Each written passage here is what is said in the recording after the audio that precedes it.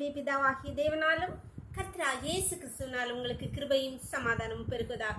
நாளிலும் கூட நமக்கு ஜீவனை தந்ததுமல்லாமல் தயையும் பாராட்டினார் அல்லவா? அவரை துதிக்கலாமா? உம் அழகான கண்கள், உம் அழகான கண்கள் என்னை கண்டதாலே முடிந்ததென்று நினைத்து நான் உயிர் வாழ்கின்றேன்.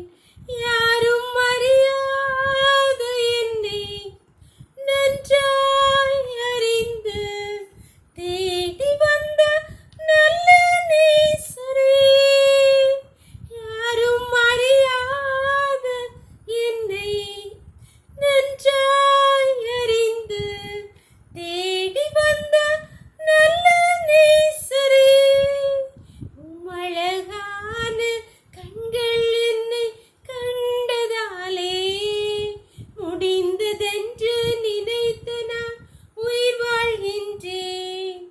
தூக்கி எறியப்பட்ட என்னை வேண்டுமென்று சொல்லி சேர்த்து கொண்ட நல்ல நேசரே, தூக்கி எறியப்பட்ட என்னை வேண்டுமென்று சொல்லி சேர்த்து கொண்ட நல்ல நேசரே, உம் அழகான கண்கள் என்னை கண்டதாலே முடிந்ததென்று நினைத்து நான் உயிர் வாழ்கின்றேன்.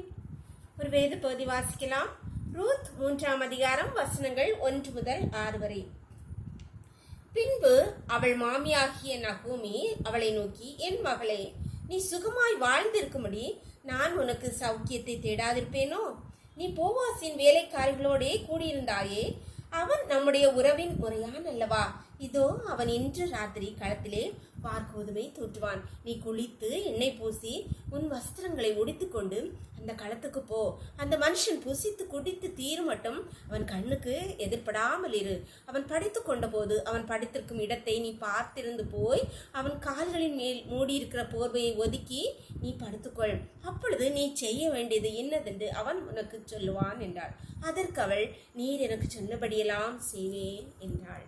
நீர் எனக்கு சொன்னபடியெல்லாம் செய்வேன் என்று ரூத் நகோமியை பார்த்து சொல்லுகிறாள். நகோமி ரூத்துக்கு சௌக்கியத்தை தேடுவதற்காக அநேக காரியங்களை சொல்லுறார். நீ குளித்து எண்ணெய் பூசி போ, களத்துக்கு போ, போவாஸ் படுத்து தூங்கட்டும், ஒருத்தருக்கு கண்ணுக்கும் அகப்படாமல் இருந்து அவன் படுத்த பிறகு போர்வை ஒதுக்கி காலில் போய் படுத்துக்கோ அப்படின்னு சொல்றார்.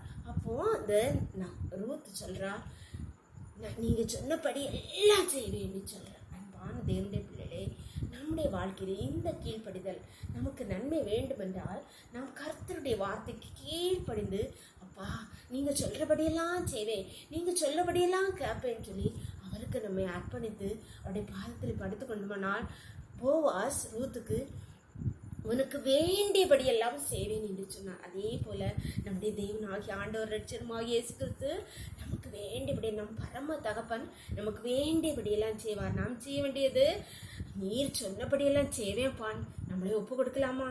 ஜெபம் பண்ணலாமா? எங்களை நேசிக்கிற எங்கள் அன்பின் தகப்பனே, இந்த நாளுக்காக உமக்கு கொடா கொடி நன்றியப்பா. காலை முதல் இம்மட்டுமாய் நாங்கள் கடந்து வந்த எல்லா சூழ்நிலைகளிலும் உம்முடைய தயவுள்ள கரமும் கிருபை எங்களை தாங்கினதேப்பா. உம்மை ஸ்தோத்திரிக்கிறோம். அதனாலே ஜீவனோடு இருக்கிற தகப்பனே நன்றியப்பா. இப்பொழுதும் கர்த்தாவே, அடியாளோடு இணைந்திருக்கிற ஒவ்வொரு பிள்ளைகளை உம்முடைய கருத்துல தெரியுமப்பா.